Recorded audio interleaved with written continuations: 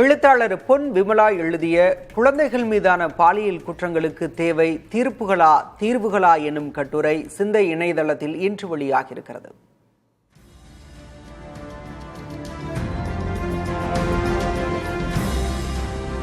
குழந்தைகள் மற்றும் பெண்கள் மீதான பாலியல் குற்றங்களுக்கு சட்டத்தின் தண்டனைகள் மட்டுமே நிரந்தர தீர்வாகிவிடாது என்றும், குடும்பம், பள்ளிகள் மற்றும் அரசு இணைந்து செயல்படுவதே இதற்கு முற்றுப்புள்ளி வைக்கும் என்றும் பொன் விமலா எழுதிய இக்கட்டுரை அலசுகிறது.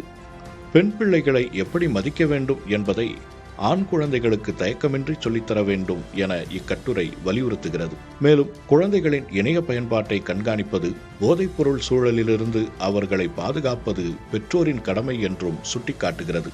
பள்ளிகளில் பாலியல் கல்வியை கட்டாயமாக்க வேண்டும் என்றும், தற்காப்பு கலையோடு சேர்த்து சட்டங்கள் குறித்த விழிப்புணர்வை மாணவர்களிடம் ஏற்படுத்த வேண்டும் என்றும் கூறும் இக்கட்டுரை, கடுமையான சட்ட சீர்திருத்தங்களை அரசு உடனுக்குடன் மேற்கொள்ள வேண்டும் என தெளிவுபடுத்துகிறது.